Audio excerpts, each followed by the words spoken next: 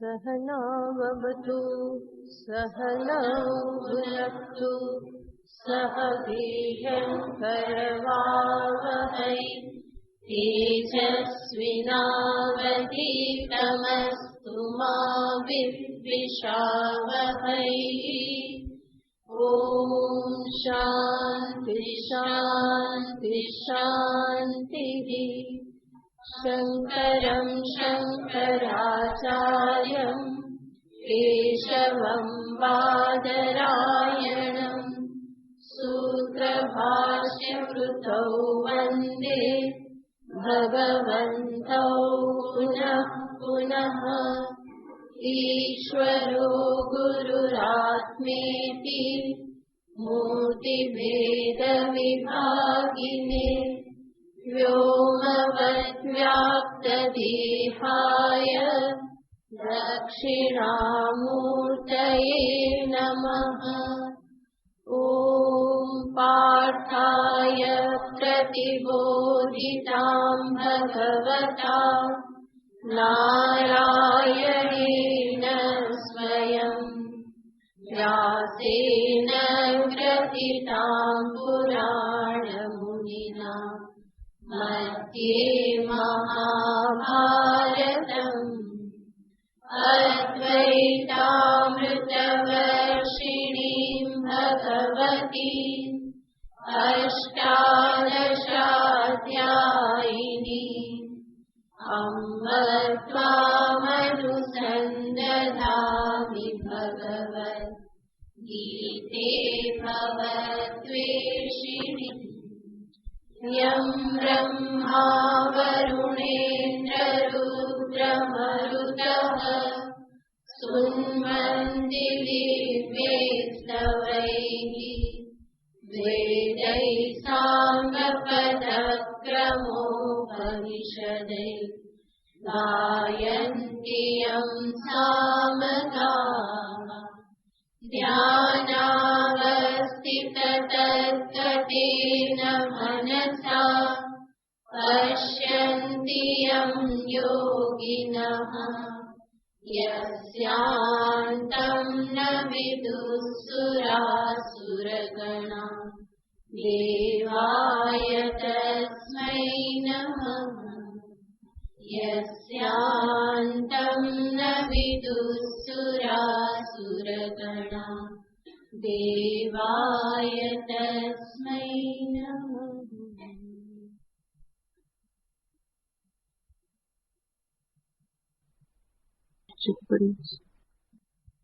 अर्जुन उवाच स्थितप्रज्ञस्य का भाषा समाधिस्थस्य केशव स्थितधिः किं प्रभाषेत किमासीत व्रजेत किम्।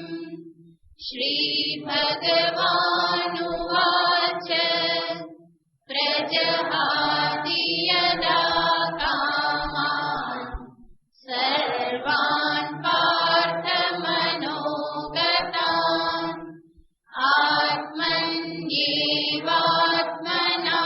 तुष्टः स्थितप्रज्ञस्तदोच्यते। दुःखेष्वनुद्विग्नमनाः सुखेषु विगतस्पृहः वीतरागभयक्रोधः स्थितधीर्मुनिरुच्यते।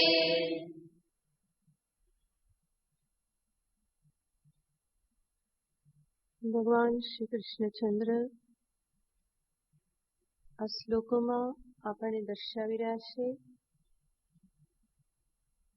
કે જ્ઞાનનું ફળ જીવનમાં સુખ દુઃખની પ્રાપ્તિ ન થવી એ જ્ઞાનનું ફળ નથી, પરંતુ સુખ દુઃખ પ્રાપ્ત થવા છતાં પણ અંતરમાં ઉભરાવો ન આવવા, ઉદ્વેગ ન થવો, સ્પૃહા ન થવી એ જ્ઞાનનું ફળ છે.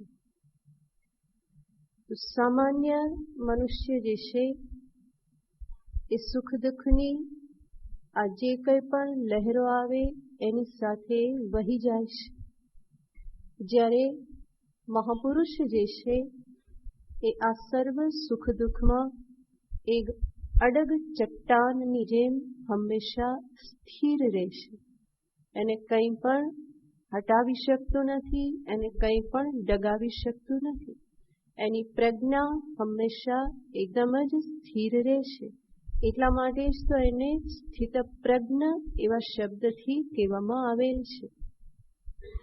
જો જીવનમાં સુખ દુઃખ આવતા જ ન હોત તો ભગવાને કેવું ના પડ્યું હોત કે જ્યારે દુઃખની પ્રાપ્તિ થાય ત્યારે એ અનુદ્વિગ્ન રહેશે, સુખમાં એ નિસ્પૃહ રહેશે. ભગવાન અહીંયા લક્ષણ બતાવે છે. દુઃખેશુ અનુદ્વિગ્ન મનાહા, એનો અર્થ શું થયો? જરૂર દુઃખની પ્રાપ્તિ જ્ઞાની પુરુષના જીવનમાં પણ થાય છે, સુખની પ્રાપ્તિ પણ થાય છે, પરંતુ એ સ્વયંને સુખી દુઃખી માની અને હેરાન થતો નથી, બલ્કિ સુખ દુઃખના સાક્ષી તરીકે એ સ્વયં સ્થિત રહેશે. તો જે આ મહાપુરુષનું લક્ષણ ભગવાન અહીંયા દર્શાવી રહેલા છે, સ્થિતપ્રજ્ઞતા, એ સ્થિતપ્રજ્ઞતા પ્રાપ્ત કરવા માટેના ઉપાય પણ ભગવાન આ લક્ષણો દ્વારા દર્શાવી રહેલા છે. ગઈ વખતે આપણે જોતા હતા કે મનુષ્ય દુઃખી થાય એમાં કેટલા સોપાન રહેલા છે. તો સર્વપ્રથમ તો દુઃખનું કોઈને કોઈ નિમિત્ત હોવું જોઈએ, બાહ્ય કંઈ નિમિત્ત હોવું જોઈએ. એ નિમિત્તના આધારે દુઃખાકાર વૃત્તિ ઉત્પન્ન થાય છે અને દુઃખાકાર વૃત્તિની સાથે તાદાત્મ્ય પામવાથી અંતે નિશ્ચય પર અવાય છે હું દુઃખી, એવી જ રીતે હું સુખી. તો કોઈને કોઈ નિમિત્ત બહાર હોવું જોઈએ. તો આ 3 સ્ટેપ્સ રહેલા છે. સુખ દુઃખનું નિમિત્ત, સુખ દુઃખના નિમિત્તથી અંતઃકરણમાં ઉત્પન્ન થતી સુખાકાર વૃત્તિ, દુઃખાકાર વૃત્તિ, અને એ વૃત્તિની સાથે તાદાત્મ્ય થઈ જવું, એકાકાર થઈ જવું, જેના પરિણામે અંતઃકરણની વૃત્તિની સાથે એક થઈ જવાના પરિણામે હું મારા સંદર્ભમાં નિશ્ચય કરું છું કે હું દુઃખી અથવા તો હું સુખી. તો આજે 3 જે બાબત રહેલી છે એના અનુસંધાનમાં વિચાર કરીએ તો સુખ અને દુઃખ જે છે એ તો પ્રારબ્ધવશ પ્રાપ્ત થતા રહેશે. બાહ્ય નિમિત્ત જે છે એના ઉપર આપણું કોઈ નિયંત્રણ છે નહીં. તો નિમિત્ત તો આવતા જ રહેવાના છે. જગત પરિવર્તનશીલ છે અને પરિવર્તનશીલ જગતમાં વિવિધ પ્રકારની પરિસ્થિતિઓ બધી પ્રાપ્ત થવાની જ છે. તો સુખ દુઃખના નિમિત્તને આપણે કંઈ કરી શકીએ નહીં. એટલા માટે જ જ્ઞાની પુરુષના જીવનમાં પણ એ સુખ દુઃખના નિમિત્ત પ્રાપ્ત થાય જ છે. એટલું જ નહીં, સુખ દુઃખના નિમિત્ત પ્રાપ્ત થાય તો તદાકાર વૃત્તિ પણ ઉત્પન્ન થવાની જ છે. વૃત્તિ ઉત્પન્ન ન થાય એ પણ આપણા હાથમાં નથી. જ્યાં પ્રમેય અને વૃત્તિનો સંસર્ગ થાય, વિષય અને વૃત્તિ જ્યાં ભેગા થાય તો જરૂર એ પ્રમાણે એ વૃત્તિ તદાકારતાને પ્રાપ્ત થાય છે. તો દુઃખાકાર વૃત્તિ, સુખાકાર વૃત્તિ અંતરમાં ઉત્પન્ન થવી, એનો અર્થ છે દુઃખનો અનુભવ થવો, સુખનો અનુભવ થવો. તો બાહ્ય નિમિત્ત પર કોઈ નિયંત્રણ નથી અને નિમિત્ત પ્રાપ્ત થતા અંતઃકરણમાં સુખ દુઃખનો અનુભવ થાય એ પણ અનિવાર્ય છે. એના ઉપર પણ કંઈ થઈ શકતું નથી. એટલા માટે જે મહાપુરુષ જે છે એને પણ સુખ અને દુઃખનો અનુભવ તો થાય છે. અંતઃકરણમાં સુખ દુઃખને એ અનુભવે છે. પરંતુ ત્રીજું જે ફેક્ટર જે છે કે વૃત્તિની સાથે તાદાત્મ્ય કરી લેવું, એ કોઈ પ્રારબ્ધથી થતું નથી. એ કેવી રીતે થાય છે? અવિવેકના કારણે થાય છે. અને એટલા માટે જો વિવેક પ્રાપ્ત થઈ ગયો હોય કે હું દેહ, ઇન્દ્રિય, પ્રાણ, મન, બુદ્ધિ આ બધાથી વિલક્ષણ એનો દ્રષ્ટા સાક્ષી માત્ર છું, તો અંતઃકરણની વૃત્તિનો પણ સાક્ષી દ્રષ્ટા બની અને હું રહી શકું, વૃત્તિની સાથે તાદાત્મ્ય ન કરું, અને તો પછી હું સુખી, હું દુઃખી એવા નિર્ણયો પણ જીવનમાં થશે નહીં. તો જે જ્ઞાની જે છે એ જ્ઞાની પુરુષ આ જ કાર્ય કરે છે. એના જીવનમાં નિમિત્ત આવે છે, સુખ દુઃખ અનુભવ પણ થાય છે. જ્ઞાન થવાથી મનુષ્ય કોઈ જડ થઈ જતો નથી, પથ્થર જેવો થઈ જતો નથી કે એને સુખ દુઃખનો અનુભવ ન થાય, બલ્કિ જ્ઞાનના પરિણામે મહાપુરુષ પરમ સંવેદનશીલતાને પ્રાપ્ત થાય છે. એટલા માટે જ તો બીજાના દુઃખ જોઈ અને એને અંતરમાં કષ્ટ થાય છે, એને મદદ કરવા તૈયાર થઈ જાય છે. તો એ શું બતાવે છે? દુઃખનો અનુભવ થાય છે, સુખનો અનુભવ પણ થાય છે, પરંતુ એ દુઃખ અને સુખના અનુભવ થકી એ પોતાના ઉપર સિક્કો નથી મારી દેતા કે આ દુઃખના કારણે હું દુઃખી છું, આ સુખના કારણે હું સુખી છું, એ પ્રમાણેનો સિક્કો મારતા નથી. એનો અર્થ જ્ઞાન જે છે એ મને આ બધા અનાત્મા અને અનાત્માના વિકારોથી અલગ ઉભા રહેતા શીખવાડે છે. અને અલગ ઉભા રહેવું એનો અર્થ જ છે સાક્ષી સ્વરૂપમાં, દ્રષ્ટા સ્વરૂપમાં સ્થિતિ પ્રાપ્ત કરવી. અને એના પરિણામે જ સુખ દુઃખ જે છે એ અંતઃકરણ ઉપર એટલા હાવી થઈ જતા નથી, એટલો બધો પ્રભાવ પાડતા નથી કે જેના પરિણામે એ દુઃખ અંતઃકરણમાં સાથે સાથે ઉદ્વેગને પણ ઉત્પન્ન કરી દે અને સુખ અંતઃકરણમાં સાથે સાથે સ્પૃહાને પણ જન્માવી દે, એટલી હદ સુધી પ્રભાવ પાડી શકતા નથી. તો જરૂર દુઃખનો અનુભવ થાય છે, પરંતુ દુઃખના અનુભવના પરિણામે એની પાછળ અંતઃકરણમાં ઉદ્વેગ ઉત્પન્ન નથી થઈ જતો, કે સુખના અનુભવના પરિણામે એની પાછળ સ્પૃહા પણ ઉત્પન્ન નથી થઈ જતી. એ શા માટે નથી થઈ જતી? કારણ કે વૃત્તિને તાદાત્મ્યનું જોર પ્રાપ્ત થતું નથી. એ જે ત્યાં અવિવેકના પરિણામે જે વૃત્તિને બળ પ્રાપ્ત થતું હતું એ બળ આગળ પ્રાપ્ત થતું નથી. માટે જે વૃત્તિ જે છે સુખ દુઃખનો અનુભવ કરાવી અને શાંત થઈ જાય છે. એ વૃત્તિ આગળ અંતઃકરણમાં, જ્ઞાની પુરુષના અંતઃકરણમાં ઉદ્વેગ આદિ જે કંઈ પણ વ્યથિતતા, વ્યાકુળતા એ બધાને ઉત્પન્ન કરવાને સમર્થ બનતી નથી. અને એટલા માટે જ સુખ દુઃખનો અનુભવ થવા છતાં પણ એના જીવનમાં આપણને કોઈ પ્રકારની વ્યાકુળતા, ઉદ્વેગ, ઉભરાવો કોઈ જોવામાં આવતા નથી. એટલા માટે કહેવામાં આવે છે કે આવા જીવન મુક્ત મહાપુરુષ એટલે કોણ છે? તો એનું લક્ષણ આપતા કહેવામાં આવેલું છે કે જેના મુખ પરની પ્રભા સુખ અને દુઃખના આધારે ઉદય અને અસ્ત પામતી નથી. એવા જે મહાપુરુષ છે એને જીવન મુક્ત કહેવામાં આવે છે. નોદેતી નાસ્તમાયાતી સુખ દુઃખે મુખ પ્રભા. મુખ પ્રભા એટલે કે મુખ પરની પ્રસન્નતા, એક શાંતિ, ગાંભીર્ય જે છે એ સુખ દુઃખના આધારે ઉદયસ્ત પામતા નથી. સુખ થયું તો એકદમ જ મોઢું ફૂલાઈ ગયું, પ્રસન્ન થઈ ગયું, અને દુઃખ આવ્યું તો મુખ ચીમડાઈ ગયું. આને કહેવાય છે મુખ પ્રભાનો ઉદય થઈ જવો, અસ્ત થઈ જવો. પરંતુ આ પ્રમાણેના ઉદય અસ્ત મહાપુરુષના જીવનમાં થતા નથી. અને એટલા માટે કે છે સજીવન મુક્ત ઉચ્યતે, એને જ જીવન મુક્ત મહાપુરુષ કહેવામાં આવે છે. તો એને જ સામે રાખી અને ભગવાન અહીંયા કહે છે દુઃખેષુ અનુદ્વિગ્ન મનાઃ સુખેષુ વિગત સ્પૃહઃ. ભગવાને તો આ પ્રમાણે કહી દીધું. અને આપણે જોઈએ છીએ કે મહાપુરુષના જે લક્ષણ છે એ મારા માટે શું બને છે? સાધના બને છે. એનું એક એક લક્ષણ જે છે એ મને સાધનાના એક એક અંગનો ઉપદેશ આપે છે. તો આ જે લક્ષણ જે છે એ મને ઉપદેશ આપે છે કે જો મારે સ્થિત પ્રજ્ઞ બનવું હોય તો મારે પણ શેનો અભ્યાસ કરવો પડશે? તો કે સુખમાં અને દુઃખમાં આ પ્રમાણે સ્પૃહારહિત અને અનુદ્વેગ રહેવાનો અભ્યાસ કરવો પડે. ભલે સહજતાથી સુખ દુઃખમાં હું સમ ન રહી શકું, પરંતુ એને જ હું મારી સાધના બનાવી શકું કે જ્યારે પણ જીવનમાં દુઃખ આવશે તો હું પ્રયત્ન શું કરીશ? અનુદ્વિગ્ન રહેવાનો, ઉદ્વેગ રહિત રહેવાનો પ્રયત્ન કરું. સુખ આવે તો પણ હું સ્વસ્થ રહેવાનો પ્રયત્ન કરું, ફૂલાઈ ન જાઉં, ઉભરા ન આવી જાય, એ રીતે હું સહજ રહેવાનો પ્રયત્ન કરું. એ મારા માટે એક સાધના બની જાય છે.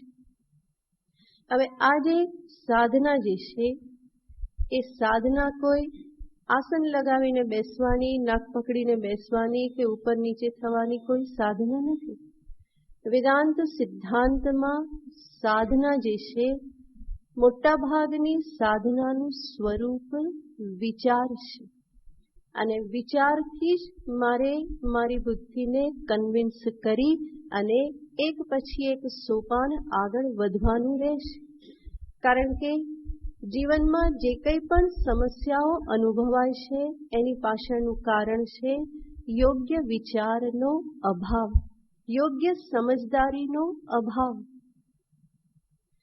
અને જો યોગ્ય સમજદારી હું પ્રાપ્ત કરી લઉં તો મારી સમસ્યા પણ દૂર થઈ જાય છે. એટલા માટે આ અધ્યાત્મ સાધનામાં કે જ્ઞાન માર્ગમાં પ્રગતિ થઈ એટલે શું છે? તો પ્રગતિનો ત્યાં વાસ્તવિક અર્થ થાય છે સમજદારી કેળવાય. સાચી સમજદારી પ્રત્યે હું આગળ વધ્યો. હવે હું જીવનને, જગતને, મને પોતાને, ઈશ્વરને, આ બધાને હું સાચા અર્થમાં સમજી શકું, જોઈ શકું. અને એ યોગ્ય દ્રષ્ટિ કેળવાય તો જીવનમાં સમસ્યા પણ થતી નથી. તો આ શું દર્શાવે છે? કે પ્રગતિનો અર્થ છે મારી સમજદારીમાં ધીમે ધીમે પરિવર્તન આવતું જાય. અને એ સમજદારીમાં પરિવર્તન આવવાના પરિણામે મારા જીવનમાં પણ ધીમે ધીમે શાંતિ, સ્વસ્થતા, સમતા, ગાંભીર્ય આ બધું પણ વધતું જાય. તો એને જ કહેવામાં આવે છે પ્રગતિ થઈ. તો અહીંયા પણ ભગવાને જે કહ્યું, મહાપુરુષનું લક્ષણ સુખ દુઃખમાં સમ રહેવું, દુઃખમાં સમત્વ ધારણ કરવું, એનો અર્થ ઉદ્વેગ ધારણ ન કરવો. સુખમાં સમત્વ ધારણ કરવું એનો અર્થ છે સ્પૃહા અંતરમાં ઉત્પન્ન ન થવી. તો નિસ્પૃહ બની રહેવું, અનુદ્વેગ બની રહેવું, એને જ કહેવામાં આવે છે સમત્વ. હવે આ જે સુખ દુઃખમાં આ પ્રમાણેની સ્થિતિ જે છે, જે મહાપુરુષ માટે સહજ છે, એના માટે મારે વિચાર કરવો પડે. ફરી ફરીને વિચાર કરી અને હું આ સુખ દુઃખને જીવનમાં યોગ્ય રીતે અપનાવી શકું. અને જ્યારે વિચાર કરવાનું કહેવામાં આવે તો વિચાર પણ હંમેશા એક યોગ્ય દિશામાં થવો જોઈએ. આ સુખ દુઃખના સંદર્ભમાં પણ કેવી રીતે હું વિચાર કરી શકું? તો શાસ્ત્રીય પ્રણાલી દર્શાવવામાં આવે છે કે જ્યારે કોઈ પણ વસ્તુના સંદર્ભમાં વિચાર કરવો હોય તો એના 3 પાસા દર્શાવવામાં આવે છે. કોઈ પણ વસ્તુના સંદર્ભમાં યોગ્ય યથાર્થ વિચાર કરવાને માટે એના 3 પાસા દર્શાવવામાં આવે છે. એ 3 મુદ્દાઓ કે પરિબળો કે પાસા એટલે શું? તો કહેવામાં આવે છે હેતુ. સર્વપ્રથમ છે હેતુ. હેતુનો અર્થ થાય છે કારણ. જે પણ વસ્તુ એનો હેતુ શું છે, કારણ શું છે, એક એ વિચાર કરવામાં આવે. બીજો વિચાર કરવામાં આવે છે વસ્તુનું સ્વરૂપ શું છે. અને ત્રીજો વિચાર કરવામાં આવે છે એનું પરિણામ શું, ફળ શું. હેતુ, સ્વરૂપ અને ફળ, આ 3 બાબતનો વિચાર કરવામાં આવે. જેવી રીતે કોઈ પણ વસ્તુ છે, આનો વિચાર કરવો હોય પૂરો તો કેવી રીતે થઈ શકે? તો કે આ જે વસ્તુ જે છે એનું કારણ શું છે એ પહેલા વિચાર કરવામાં આવે. તો આ ઘટ જે છે એનું કારણ શું છે? માટી. માટી એનો હેતુ છે, કારણ છે. તો આ થયો કારણ વિચાર. બીજો વિચાર આવે છે સ્વરૂપ વિચાર. આ ઘટનું સ્વરૂપ શું? તો તમારી ભાષામાં કહીએ તો જે ઉપરથી સાંકડો છે, વચ્ચેથી ફૂલેલો છે, નીચે એનું બોટમ તળિયું છે, આને શું કહેવામાં આવે? તો કે ઘટ કહેવામાં આવે. માટી કે જે એક આવી આકૃતિમાં રહેલી હોય એને શું કહેવામાં આવે છે?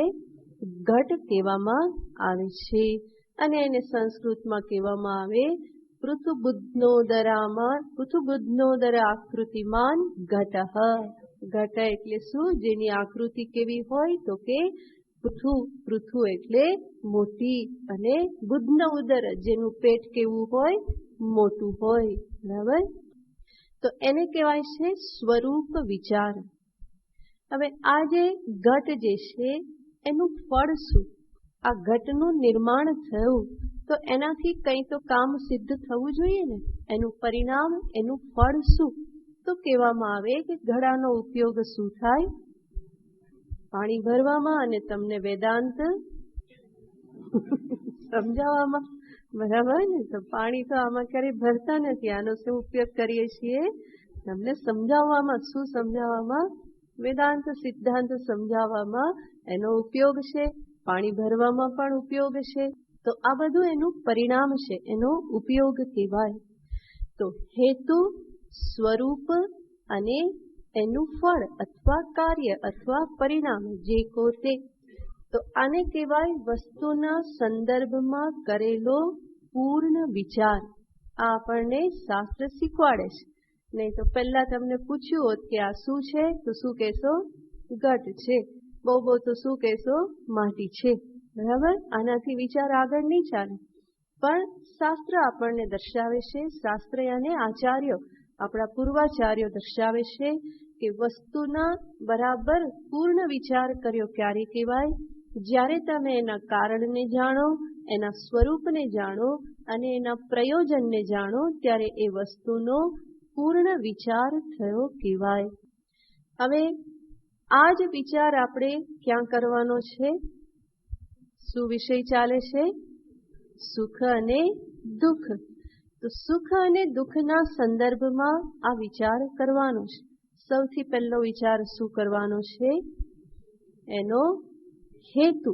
હેતુ યાને કારણ. જ્યારે સુખ દુઃખના સંદર્ભમાં આ હેતુ, સ્વરૂપ અને એના ફળનો હું ફરીને વિચાર કરું, તો એ વિચાર અંતે મને ક્યાં પહોંચાડી દે? ક્યાં પહોંચવાનું છે આપણે? સ્થિતપ્રજ્ઞતા. બરાબર ને? દુઃખેશુ અનુદ્વિગ્ન મના, સુખેશુ વિગત સ્પૃહ. આ કોનું લક્ષણ છે? સ્થિતપ્રજ્ઞનું. અને મારે પણ ક્યાં પહોંચવાનું છે? સ્થિતપ્રજ્ઞતા સુધી પહોંચવાનું છે. તો એના માટેનો આ ઉપાય છે. સુખ અને દુઃખના સંદર્ભમાં આ પ્રમાણે વિચાર કરવો. ફરીને એના હેતુ, સ્વરૂપ અને ફળનો વિચાર કરવો. સર્વપ્રથમ આપણે વિચાર કરીએ કે આ સુખ અને દુઃખ જે છે એનો હેતુ શું?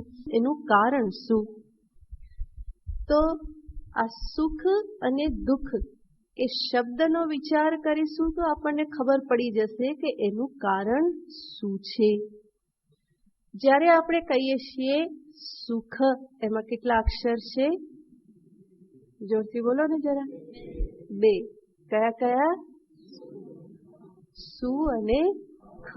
બરાબર? પહેલા ધોરણમાં બેઠા એવું લાગે ને.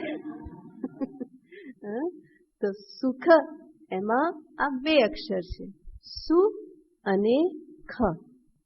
હવે સુ શબ્દ જે છે એનો અર્થ તમે બધા જ જાણો છો. આપણે જ્યારે કહીએ સુમતી, તો સુમતીનો અર્થ શું થાય? સારી મતી. સુમન, એનો અર્થ શું થાય? સારું મન. તો એ સર્વત્ર સુ જે લાગે, સુનો અર્થ શું થાય છે? સારું. બરાબર. અને સારું શું છે? તો કહેવામાં આવે કે પુણ્ય જે છે એ શું છે? સારું છે. બરાબર. સુ એટલે સારું. તો સુમન, સુમતિ એ સુ શબ્દનો અર્થ થાય છે સારું. અને એ સારું શું? તો કહેવામાં આવે છે કે પુણ્ય જે છે એ સારું છે. એવી જ રીતે જ્યારે કહીએ કે દુઃખ, તો એમાં કેટલા અક્ષર છે? દુ અને ખ. મને ખબર હતી તમે નહીં બોલો એટલે હું બોલી ગઈ. બરાબર ને? કારણ કે તમારી આળસ મને ખબર છે. તો દુઃખ, દુ અને ખ. હવે જ્યારે આપણે કહીએ દુર્જન, તો દુ શબ્દનો અર્થ શું થાય છે? ખરાબ. દુર્મતિ, શું અર્થ થયો? ખરાબ મતિ, ખરાબ માણસ. દુષ્કર્મ, તો ત્યાં પણ દુનો અર્થ શું થયો? ખરાબ. તો દુ અને ખરાબ, અને સુ અને સારું. તો સારું હંમેશા શું છે? પુણ્ય છે. અને ખરાબ શું છે? પાપ છે. તો એની વ્યુત્પત્તિ થાય છે કે સુય અને સુ, તો કે પુણ્યમ. તસ્માત ઓખતી ઉત્પદ્યતે ઇતિ સુખમ. જે પુણ્યમાંથી જે ઉત્પન્ન થાય એને શું કહેવાય? સુખ. સુ યાને પુણ્યમ. સુ પુણ્યમ. તસ્માત પુણ્યાત ઓખતિ ઉત્પદ્યતે તત સુખમ. પુણ્યમાંથી જે ઉત્પન્ન થાય એને શું કહેવામાં આવે? સુખ. માટીમાંથી ઉત્પન્ન થયો એ શું? ઘડો. તો ઘડાનું કારણ શું? માટી. એવી રીતે સુખનું કારણ શું? પુણ્ય. પુણ્યમાંથી જે ઉત્પન્ન થાય એને શું કહેવાય? સુખ. સ્પષ્ટ? એવી જ રીતે દુઃખ. દુહુ દુઃખ, દુહુ પાપમ. તસ્માત પાપાત ઓખતી ઉત્પદ્યતે તત દુઃખમ. પાપમાંથી જે ઉત્પન્ન થાય એને શું કહેવાય? દુઃખ કહેવામાં આવે. સ્પષ્ટ? તો સુખ અને દુઃખ એનો હેતુ શું છે? પુણ્ય અને પાપ. બરાબર. સુખનો હેતુ શું છે? પુણ્ય. અને દુઃખનું હેતુ કારણ શું છે? પાપ. બરાબર. હવે આ સુખ અને દુઃખનો હેતુ એટલે કે કારણ પુણ્ય અને પાપ છે. એનો અર્થ શું થયો? મારા જીવનમાં જે કંઈ પણ સુખ દુઃખ આવે છે એ શેના કારણે આવે છે? મારા જ પૂર્વ કરેલા પુણ્ય અને પાપનું ફળ છે. હેતુનો વિચાર કરવાથી શું ફાયદો થાય? આ જે કંઈ પણ સુખ અને દુઃખ આવ્યા એ ક્યાંથી આવ્યા? મારા જ પુણ્ય અને પાપમાંથી આવેલા છે. તો એનું જ પરિણામ છે. મારા જ થકી પૂર્વ જન્મમાં કે આ જન્મમાં પૂર્વે થયેલા જે કંઈ પણ પાપ પુણ્ય છે એનું જ ફળ શું છે? આ દુઃખ અને સુખ છે. અને આવી રીતે જ્યારે હું વિચાર કરું તો ધીમે ધીમે શું થવા લાગે છે? સુખ દુઃખનો સ્વીકાર થવા લાગે. કોઈ કે આવું તમે કહો તો પછી વારંવાર અમને શું થયા કરે? હું તો કેવો છું? તો કે પાપી છું, પુણ્યાત્મા છું. મને કઈ રોગ થયો, તાવ આવ્યો ને દુઃખ થયું તો હું કેવો? કઈ સુખ થયો તો હું સુખ થયું તો હું કેવો પુણ્યાત્મા. તો વારંવાર આ પ્રમાણે હું શું કર્યા કરીશ, મારા ઉપર હું સિક્કા માર્યા કરું. મને કઈ રોગ થયો, તાવ આવ્યો, દુઃખ થયું તો હું કેવો થઈ ગયો, તો કે હું પાપી. એનો ઉત્તર એટલો જ છે કે જ્યારે પણ કોઈ વ્યક્તિને પાપી કે પુણ્યાત્મા કહેવામાં આવે છે, એ કોઈ એના વર્તમાનમાં એને જે કંઈ પણ ફળ મળી રહ્યું છે એના આધારે કહેવામાં આવતો નથી. જે ફળ મળી રહ્યું છે એના આધારે નથી કહેવાય, પરંતુ શેના આધારે કહેવાય છે, એના કર્મના આધારે કહેવાય છે. માટે મને તાવ આવ્યો અને દુઃખ થયું એનો અર્થ એ નહીં કે અત્યારે હું પાપી છું, પરંતુ જરૂર હું કંઈ એવું ખોટું કર્મ કરું તો હું કેવું કહેવાઉં, જરૂર મેં પાપ કર્યું કહેવાય. તો માત્ર કર્મ ફળ જે અત્યારે હું ભોગવું છું એનાથી મારા ઉપર પાપી કે પુણ્યાત્માના સિક્કા મારવામાં આવતા નથી. જે થઈ ગયું તે થઈ ગયું, હવે એના સિક્કા મારીને શું કરવાનું. જરૂર જીવનમાં દુઃખ આવે છે તો એ પાપનું ફળ છે, પરંતુ જે કંઈ પણ ભૂતકાળમાં થઈ ગયું એને તો અત્યારે સામે રાખીને સિક્કા મારવામાં આવતા નથી. વર્તમાન કર્મને સામે રાખી અને કહેવામાં આવે છે કે આ સજ્જન છે, દુર્જન છે, પાપી છે, પુણ્યાત્મા છે. બાકી કર્મ ફળ અત્યારે જે હું ભોગવું છું અને પૂર્વના જે થયેલા છે એના આધારે પાપી પુણ્યાત્મા કોઈને કહેવામાં આવતા નથી. એટલા માટે જ જ્યારે જ્યારે જીવનમાં દુઃખ આવે તો આ મારા જ કર્મનું પરિણામ છે એવું કહી અને સ્વીકારવામાં ક્યારેય સંકોચ રાખવાનો ના હોય. અને ગયા વખતે પણ આપણે જોયેલું હતું કે દરેક વ્યક્તિને એના કર્મનું ફળ જે છે એના કર્તાને શોધી જ લેતું હોય છે. એટલા માટે મારા કરેલા કર્મનું ફળ કોઈ બીજા પાસે જવાનું નથી કે બીજાના કર્મનું ફળ ક્યારેય મારી પાસે પણ આવવાનું નથી.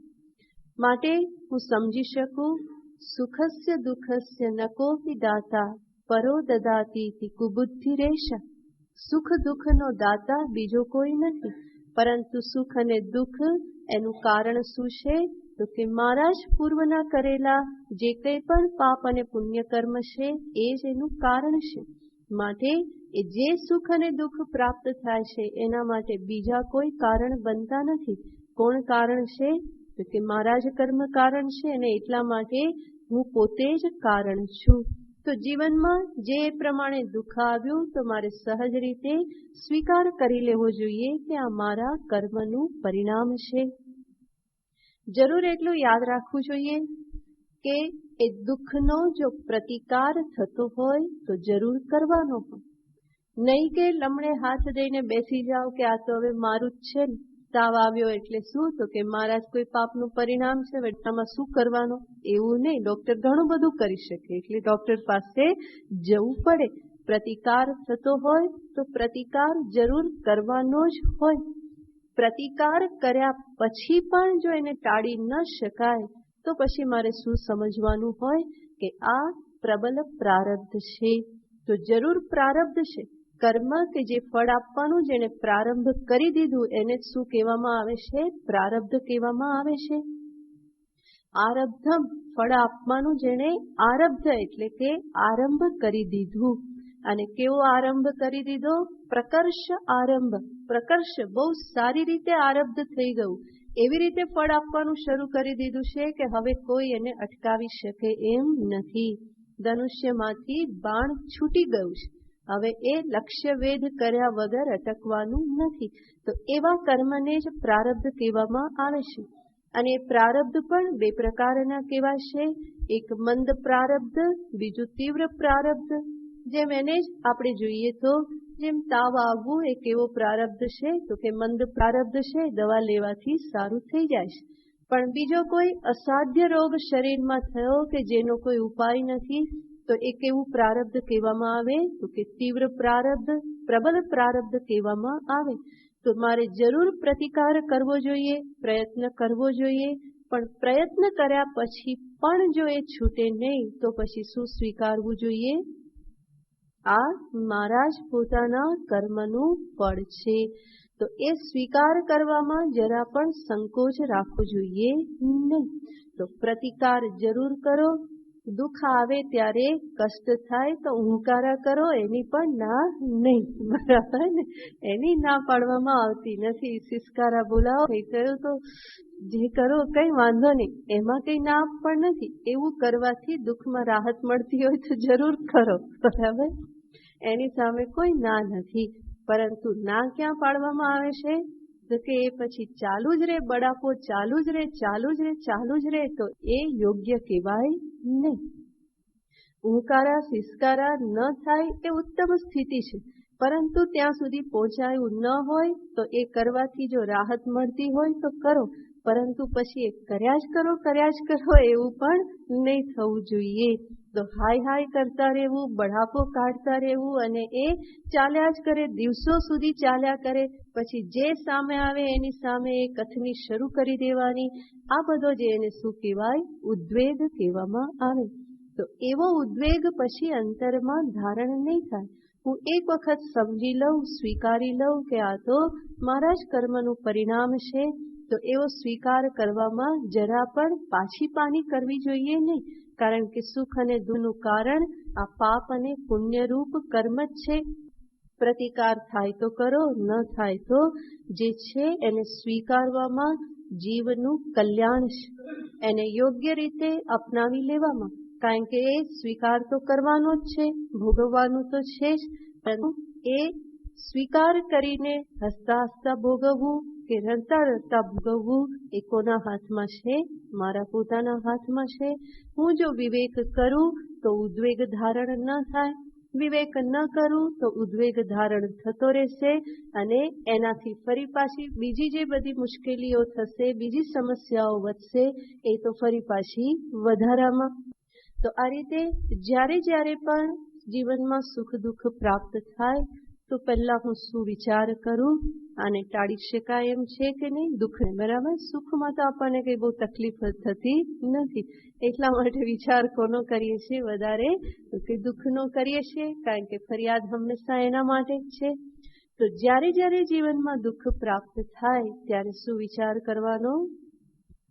ટાળી શકાય તો પહેલા ટાળવા પ્રયત્ન કરો, અને ન ટાળી શકાય તો પછી એને બે હાથે એને વધાવી લો કે ચલ ભાઈ તારો પણ સ્વીકારશે, આપણે સાથે સાથે રહીશું.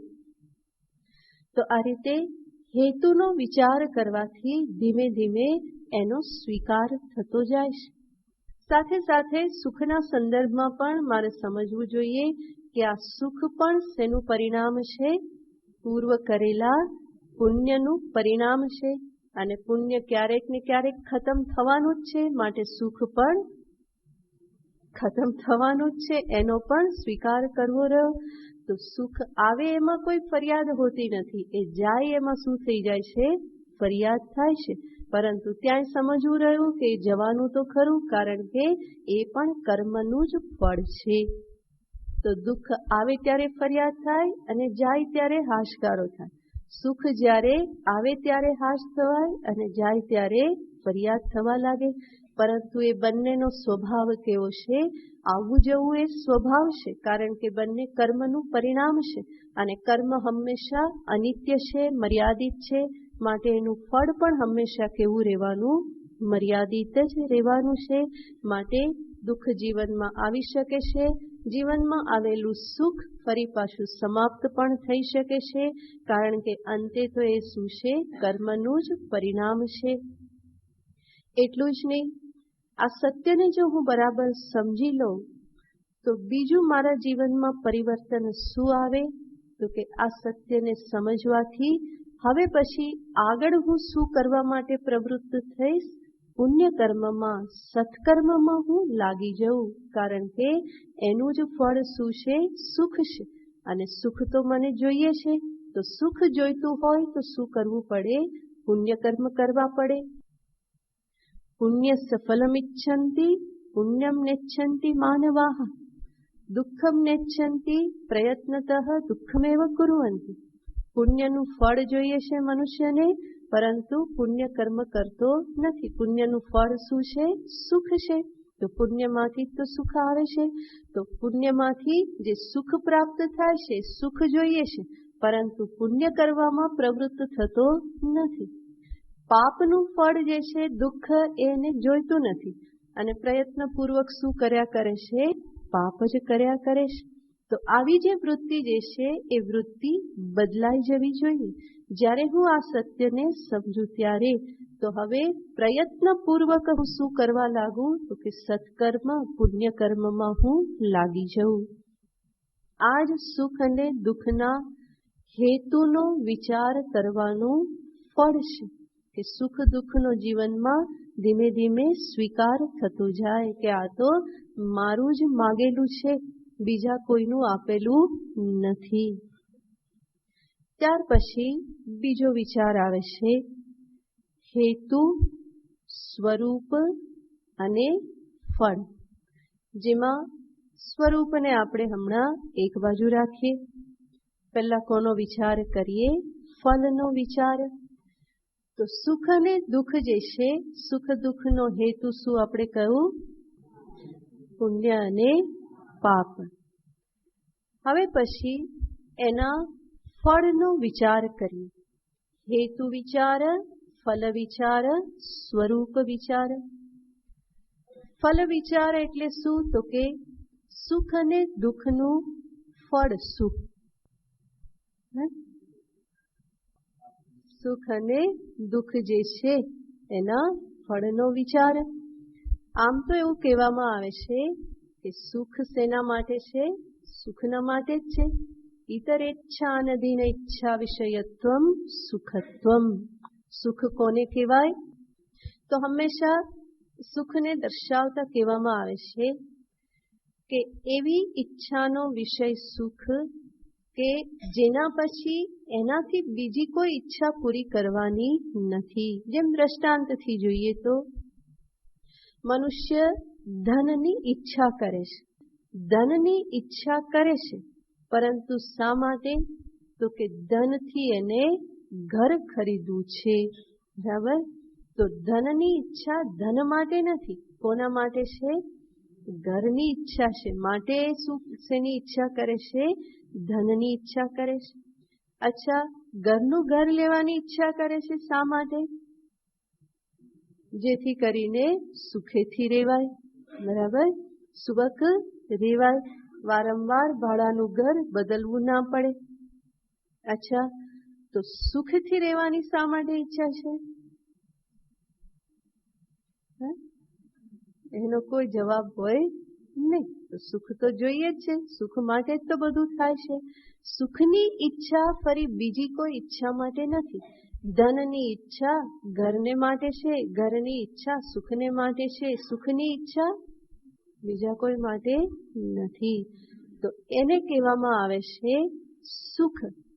ઇતર ઈચ્છા અનધીન ઈચ્છા વિષયત્વમ સુખત્વમ. સંસ્કૃતમાં લક્ષણ છે કે જે બીજી ઈચ્છાને માટે જેની ઈચ્છા કરવામાં આવતી નથી એવી વસ્તુ એને શું કહેવામાં આવે?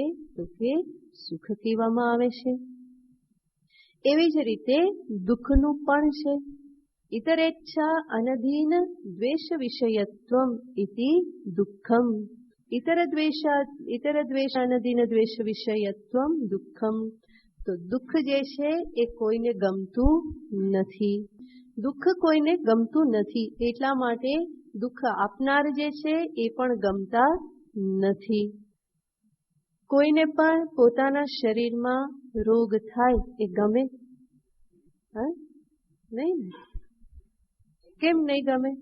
રોગ થવાથી શું થાય? દુઃખ થાય. દુઃખ થાય એ ગમે? કેમ નહીં ગમે?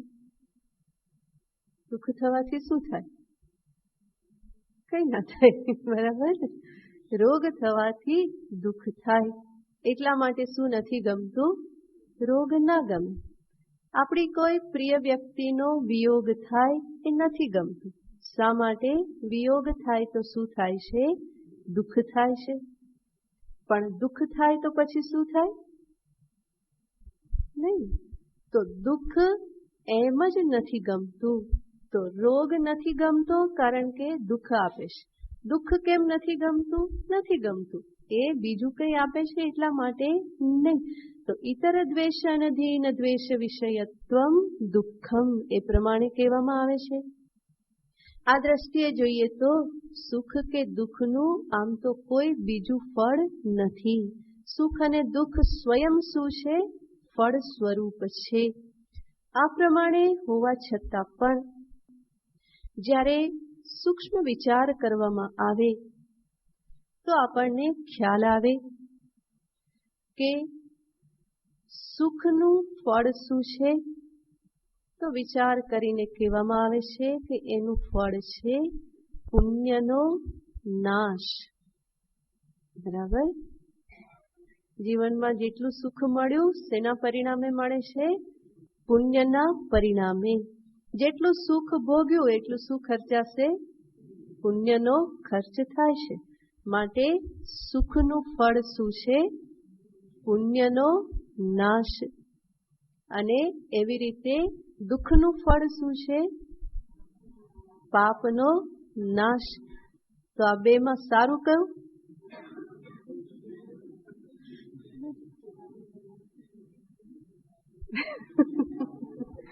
કેટલાક લોકો હસે છે ને કેટલાક નીચું જોઈ ગયા. સુખનું ફળ શું છે? પુણ્યનો નાશ. એ તો છે જ ને, ખર્ચો તો થાય ને. તમે રેસ્ટોરાંમાં ખાવા જાઓ તો ખિસ્સું હલકું થાય કે નહીં? થાય ને. એ ત્યાં જે સુખ મળ્યું તો કંઈક તો હલકું કરવું પડે ને. એવી રીતે જીવનમાં કંઈ પણ સુખ પ્રાપ્ત થાય છે એ શેના પરિણામે પ્રાપ્ત થાય છે? પુણ્યના પરિણામે.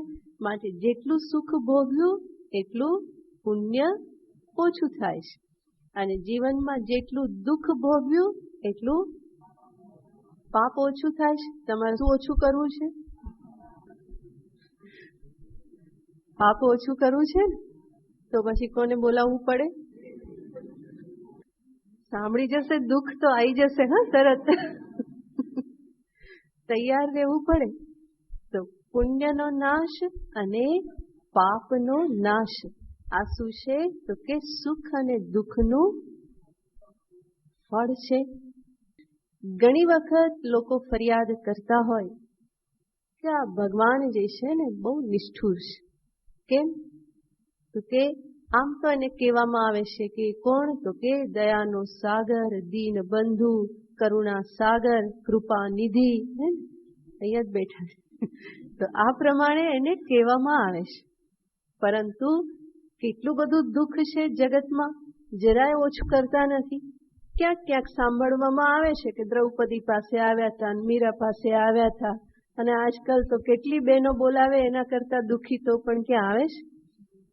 તો ભગવાન તો દયાનો સાગર કહેવાય છે, પણ અમને તો દયાનો છાંટો પણ મળતો નથી. સાગર તો દૂરની વાત રહી, પરંતુ છાંટો પણ જીવનમાં દેખાતો નથી. કારણ કે જીવનમાં શું આવ્યા કરે છે? દુઃખ જ દુઃખ છે. અને ભગવાન તો કઈ કૃપા કરતા નથી. કેટલી પ્રાર્થના કરીએ, કેટલું બોલાવીએ છીએ, કેટલી પૂજા કરીએ, કેટલી સ્તુતિ કરીએ, અને છતાં પણ જીવનમાં એ દુઃખ તો દૂર કરતા નથી. અને સુખ માગ માગ કરીએ તો એ કેટલું આપે? જરાક જરાક જરાક આપ્યા કરે. અને એવી રીતે જેમ માં પેલી નાના બાળકને એક ચોકલેટ આપીને મનાવી દે, ફરી પાછું પેલું 2-4 કલાક રમ્યા કરે, ફરી બહુ રડે તો કંઈક થોડુંક દૂધ આપીને ફરી મનાવી લે. એવી રીતે ભગવાન પણ શું કરે છે? કે થોડુંક થોડુંક સુખ આપ્યા કરે અને ફરી પાછું જીવનમાં શું આવી જાય છે? દુઃખ જ. એટલા માટે કોઈ કહેતું હતું કે જીવનમાં સુખ દુઃખ સુખ દુઃખ આવું નથી હોતું, પરંતુ શું હોય છે? તો કે સુખ મળે પછી શું? દુઃખ દુઃખ દુઃખ દુઃખ દુઃખ પછી સુખ. પેલો થાકી જાય પછી ફરી થોડું શું મળે? સુખ મળે. પછી ફરી પાછું દુઃખ દુઃખ દુઃખ દુઃખ દુઃખ, ફરી પાછું સુખ. તો જીવન આવું છે. તો લોકો ફરિયાદ કરતા હોય કે ભગવાન કેટલા બધા નિષ્ઠુર છે, જીવોને આટલા બધા દુઃખી જોવે છે અને છતાં પણ એમના દુઃખને દૂર કરતા નથી. તો આ જે વિચારસરણી જે છે એ અત્યંત ભૂલ ભરેલી છે. કારણ કે અનેક વખત બાળક જે માગણી કરતું હોય માં બધી પૂરી કરતી નથી, કારણ કે બાળકનું કલ્યાણ શેમાં છે એ વધારે કોણ જાણે છે? માં જાણે છે. એવી જ રીતે જીવનું કલ્યાણ શેમાં છે એ કોણ જાણે છે? ઈશ્વર જાણે છે. એટલું જ નહીં, ભગવાન જાણે છે કે પરમ કલ્યાણ એટલે શું છે. તો પરમ કલ્યાણ છે, ભગવાન સ્વયં ગીતામાં કહે છે કે પરમ કલ્યાણ છે નૈષ્કર્મ્ય. નૈષ્કર્મ્ય એનો જ અર્થ થાય છે મોક્ષ. ભગવાન કહે છે નૈષ્કર્મ્યમ પરમામ સિદ્ધિ. નૈષ્કર્મ્ય જે છે એ પરમ સિદ્ધિ છે. સંન્યાસે નાધિગચ્છતિ, જેને સંન્યાસ દ્વારા એ જીવ પ્રાપ્ત કરે છે. તો નૈષ્કર્મ્યનો અર્થ થાય છે મોક્ષ. नैष्कर्म्य को, मोक्ष को, कैवल्य को, निर्वाण को, ब्रह्म प्राप्ति, ईश्वर प्राप्ति, भगवत प्राप्ति, परमानंद प्राप्ति, આ બધા શબ્દના એક સમાન અર્થ થાય છે.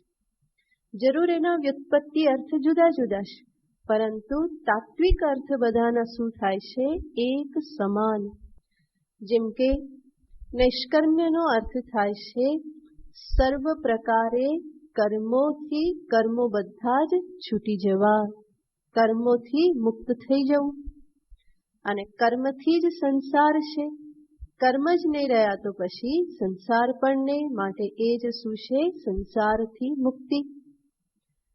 અને એને જ મોક્ષ કહેવામાં આવે છે. મોક્ષ શબ્દનો અર્થ થાય છે સર્વ લાચારી, દુઃખ, પરાધીનતામાંથી મુક્તિ.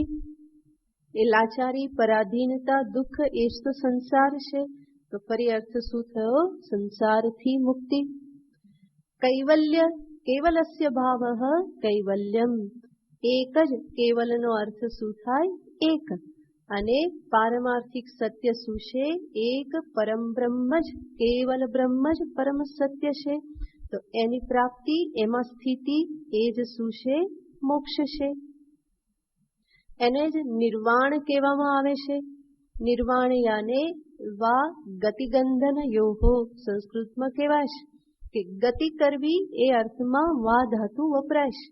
જેની હવે મૃત્યુ પછી આગળ ગતિ નથી, એનો અર્થ જેને હવે ફરી જન્મ લેવાનો રહેતો નથી, એના મૃત્યુને શું કહેવાય? તો કે નિર્વાણ કહેવામાં આવે.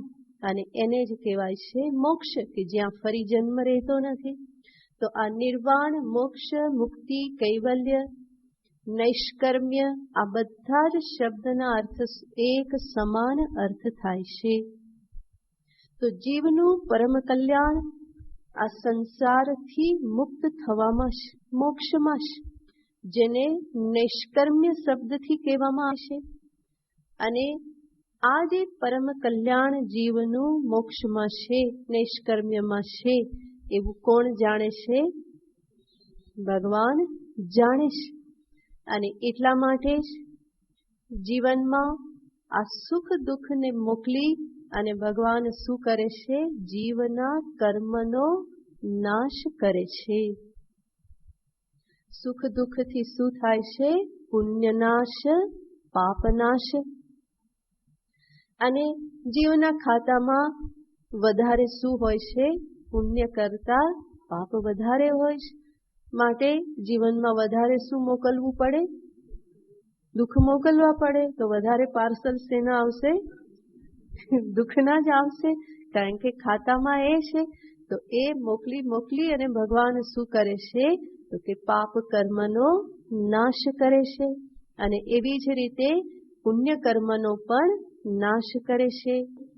માટે મારા જીવનમાં આવતા સુખ દુઃખને ભગવાન બહુ એમાં કઈ ફેરફાર કરતા નથી. કરે શું? તો કે મારા મનને મજબૂત કરી દે, હું પ્રાર્થના કરું તો. પરંતુ સુખ દુઃખ જે છે એ જીવના જે છે એને ભગવાન બહુ આડા અવડા કરતા નથી. તો આ સુખ અને દુઃખનો ફળ શું છે? તો કે પુણ્યનાશ અને પાપનાશ. અને ત્યારે સુખ અને દુઃખ શબ્દની વ્યુત્પત્તિ શું થાય? તો સુ શબ્દનો અર્થ આપણે શું કર્યો તો? સારું. અને દુ એટલે ખરાબ.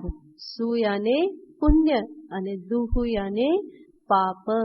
તો આ ફળનો જ્યારે વિચાર કરીએ તો સુખ અને દુઃખ શબ્દની વ્યુત્પત્તિ થાય છે સુ પુણ્યમ.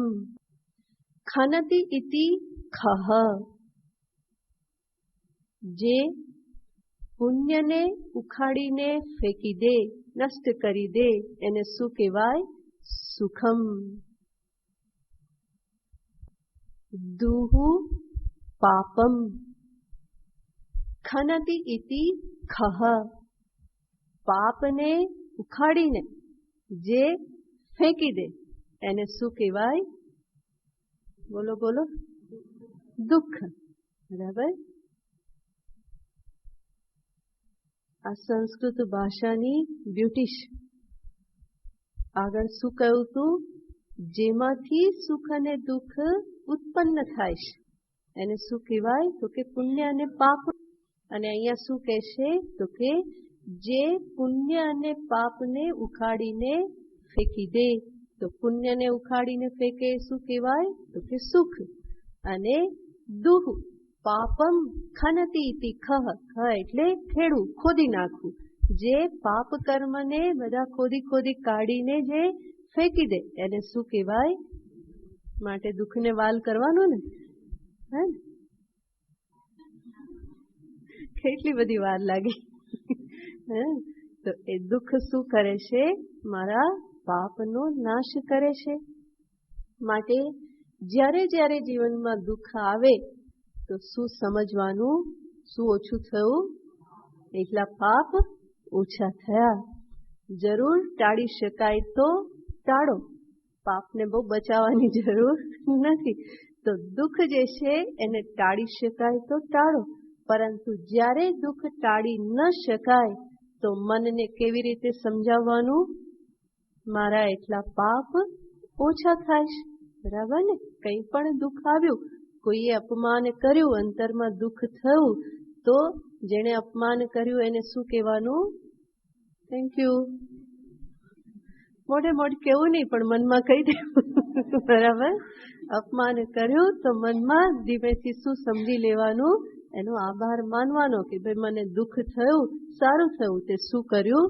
મારા એટલા પાપને ઓછા કર્યા. મચ્છર કરડે તો શું સમજવાનું? સ્વામી દયાનંદજી હંમેશા કે જેટલી વાર મચ્છર કરડે એટલી વાર શું સમજવાનું? એનો આભાર માનવાનો કે આટલું દુઃખ આપ્યું, શું થયું? પાપ એટલા ઓછા થયા. અને મચ્છર કરડે એવી રીતે ક્યારેક માણસ પણ કરડે. બરાબર. એ કરડે ત્યારે તો સારું, જથ્થાબંધ દુઃખ કેવું થઈ જાય? પાપ કેવું થઈ જાય? ઓછું થઈ જાય. આ મચ્છર કરડે ત્યારે તો જરાક જ ઓછું થાય, પણ માણસ કરડે ત્યારે જેટલું વધારે દુઃખ થાય એટલું વધારે પાપ ઓછું થાય. બરાબર ને? તો પછી દુઃખ માટે ફરિયાદ રે નહીં ને? તો સુખ ને કારણ કે આમ ના પાડવી જ પડે, બીજો કોઈ ઉપાય નથી. પછી ફરિયાદ ભલે કરતા રહો, પરંતુ સામે તો ડાપણ બતાવવું જ પડશે ને, કારણ કે ચોખ્ખો હિસાબ બતાવવામાં આવે છે. તો આ સુખ અને દુઃખના ફળનો જ્યારે વિચાર કરવામાં આવે તો અંતે શું થાય છે? ધીમે ધીમે મારું મન સુખ દુઃખને સ્વીકાર કરતું થઈ જાય છે. દુઃખ પ્રત્યે ફરિયાદ થવાની જગ્યાએ હું શું વિચાર કરું છું? એટલું મારું પાપ ઓછું થયું. અને મારું પાપ ઓછું થયું તો હું વધારે ભગવાન પ્રતિ આગળ વધી શકીશ. મારા લક્ષ્ય પ્રતિ હું આગળ વધી શકીશ. તો આ ફલ ચિંતનનું પરિણામ છે. હવે ત્રીજું આવે છે. ત્રીજું શું છે? એના સ્વરૂપનું ચિંતન. સ્વરૂપનું ચિંતન એટલે કે સુખ એટલે શું છે, જેમાં શું થાય, બરાબર સ્પષ્ટ રૂપે સમજવું પડે. તો સુખ એટલે શું, દુઃખ એટલે શું? સ્વરૂપ ચિંતનને જ્યારે સામે રાખીએ તો ફરી સુખ અને દુઃખનો અર્થ બદલાઈ જશે. પહેલા બે વ્યુત્પત્તિ તો જોઈ ને. હવે સુખનું સ્વરૂપ શું તો કહેવામાં આવે, જેમ કહેવામાં આવ્યું કે આ ઘટ જે છે એનું સ્વરૂપ શું તો કે આવું સ્વરૂપ, એનું મોઢું સાંકડું, પેટ મોટું અને કહેવાય સ્વરૂપ. એવી રીતે સુખનું સ્વરૂપ શું, આપણે કેવી રીતે જાણી શકીએ કે અત્યારે સુખ છે? તો એને કહેવામાં આવે છે સુષ્ટુ શોભનાની ઇન્દ્રિયાણી મનઃ યસ્મિન તત સુખમ. સુખ શું તો કે જે સ્થિતિમાં ઇન્દ્રિય, મન આ બધું સુંદર દેખાય, પ્રસન્ન રહે તો એને શું કહેવાય છે? સુખ કહેવામાં આવે છે. અને એનાથી ઉલટું દુઃખ. દુઃખનું સ્વરૂપ શું તો કે દુહુ દુષ્ટાની ઇન્દ્રિયાણી અશોભનાની ઇન્દ્રિયાણી મનઃ ચ યસ્મિન તત દુઃખમ. જેમાં મન, ઇન્દ્રિય આ બધું અશોભન એટલે કે જોવું ના ગમે એવું થઈ જાય એને શું કહેવાય? દુઃખ. તમે જ વિચાર કરો, કોઈ વ્યક્તિ બહુ પ્રેમથી હસતી હોય એ આપણને જોવું ગમે કે પછી હિપકા ભરી ભરીને રડતી હોય એ જોવું ગમે? પ્રસન્ન હસતી હોય તો એ શું છે? સુખ છે, કે જેમાં સર્વ ઇન્દ્રિય, મુખ, મન આ બધું કેવું છે? પ્રસન્ન છે. જેમાં આ પ્રમાણે પ્રસન્ન હોય એને શું કહેવાય? સુખ કહેવાય. અને જેમાં ઇન્દ્રિય ચીમડાઈ જાય, કરમાઈ જાય, મન પણ કરમાઈ જાય તો એવી જે સ્થિતિ જે છે એને શું કહેવામાં આવે? દુઃખ કહેવામાં આવે. આ છે દુઃખ અને સુખનું સ્વરૂપ, જે હોવાથી શરીરમાં આ પ્રમાણે અભિવ્યક્તિ થાય છે. બરાબર? અને આ પ્રમાણેની જે અભિવ્યક્તિ થાય છે મનમાં કે ઇન્દ્રિયમાં પ્રસન્નતા કે પછી અશોભનની જે અભિવ્યક્તિ થાય છે એ પણ શેના કારણે થાય છે? સુખ અને દુઃખ જે છે એ વાસ્તવમાં કેવું સ્વરૂપ ધરાવે છે કે જેના પરિણામે મન ઇન્દ્રિય ઉપર આ પ્રમાણે પ્રભાવ પડે છે? એ બધો વિચાર પછી કરીએ. ઓમ પૂર્ણમદ પૂર્ણમિદં પૂર્ણાત પૂર્ણમુદચ્યતે પૂર્ણસ્ય પૂર્ણમાદાય પૂર્ણમેવાવશિષ્યતે.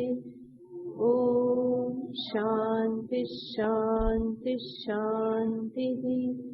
હરિ ઓમ શ્રી ગુરુભ્યો નમઃ. હરિ ઓમ.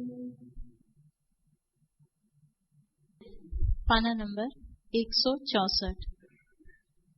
प्रभु तारो भजन हो तो नहीं रे भूलो. प्रभु तारो भजन हो तो नहीं रे भूलो. प्रभु तारो भजन हो तो नहीं रे भूलो.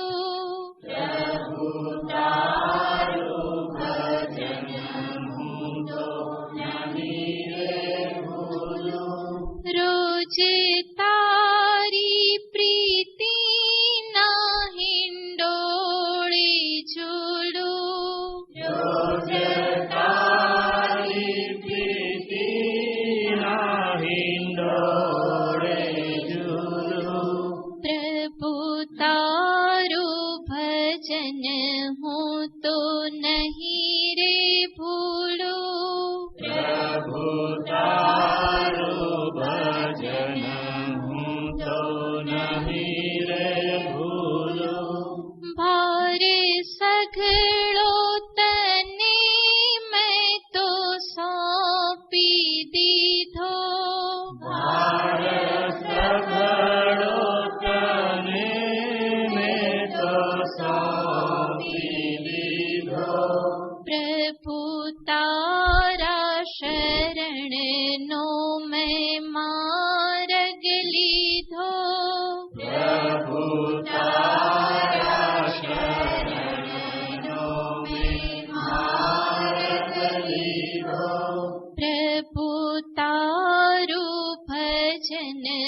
हूँ तो नहीं रे भूलो। प्रभु तारू भजन हूँ तो नहीं रे भूलो। भली मेरू डगी पण हूँ ना डगूं।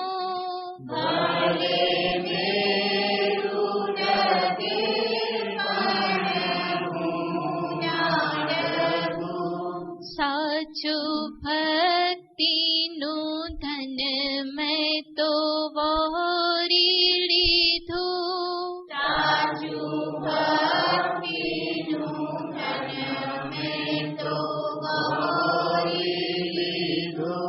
प्रभु तारू भजन हूँ तो नहीं रे भूलो। प्रभु तारू भजन हूँ तो नहीं रे भूलो।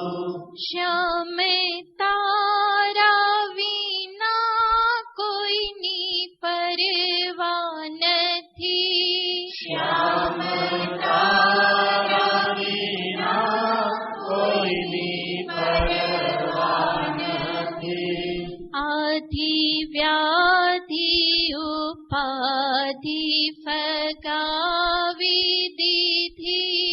आदि व्याधि उपाधि फगावी दीधी। प्रभु तारू भजन हूँ तो नहीं रे भूलो। प्रभु तारू भजन हूँ तो नहीं रे भूलो। मारा हैया माँ तुझने हूँ भावे धरो। मारा हैया माँ तुझने हूँ भावे धरो।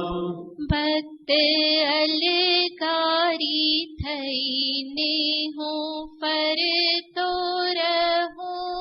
भक्त अलकारी थईने हूँ पर तो रहूं।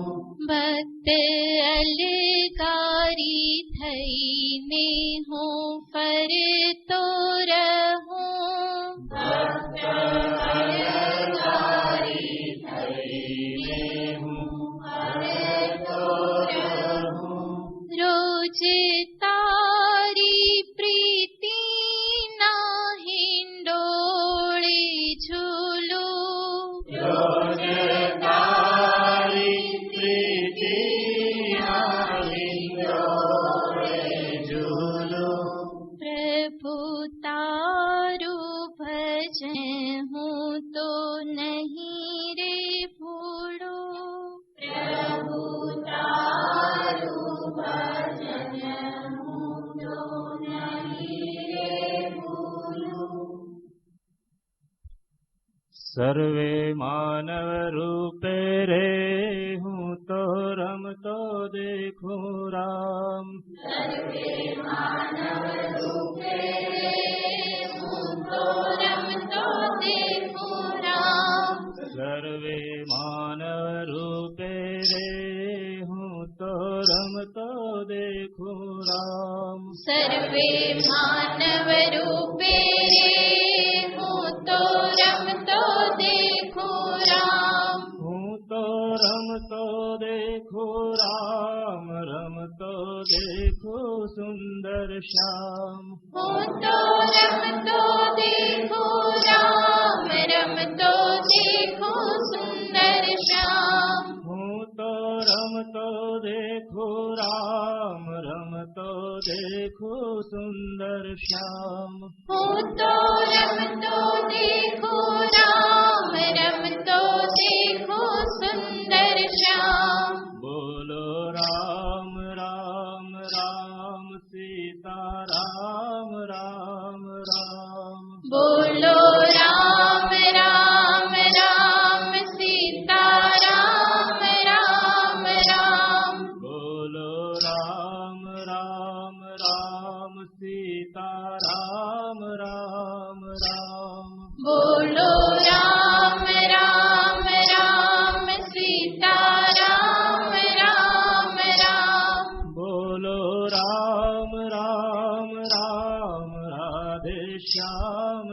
श्याम श्याम बोलो राम राम राम राधे श्याम श्याम श्याम बोलो राम राम राम राधे श्याम श्याम श्याम बोलो राम राम राम राधे श्याम श्याम श्याम सर्वे मानव रूपेणे हूँ तो रम तो देखू राम सर्वे मानव रूपे हूँ तो रम तो देखो राम सर्वे मानव रूपे हूँ तो रम तो देखू राम सर्वे मानव रूपे हूँ तो रम तो देखो राम हूँ तो रम तो देखो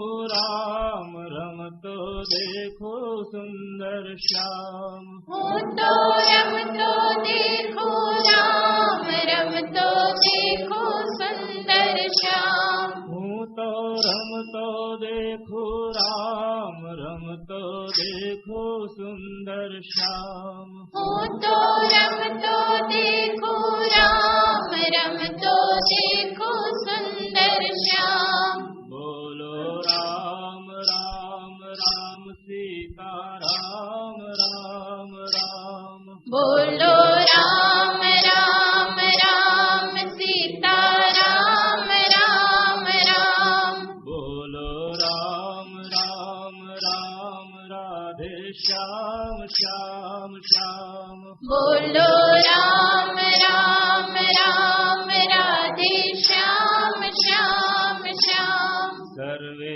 मानव रूपे हूँ तो रम तो देखो राम सर्वे मानव रूपे हूँ तो रम तो देखो राम हूँ तो रम तो देखो राम रम तो देखो सुंदर श्याम हूँ तो रम तो देखो राम रम तो देखो सुंदर श्याम हूँ तो रम तो देखो राम रम तो देखो सुंदर श्याम हूँ तो रम तो देखो राम रम तो देखो सुंदर श्याम बोलो राम राम राम सीता राम राम राम बोलो राम राम राम सीता राम राम राम बोलो राम राम राम सीता राम राम राम बोलो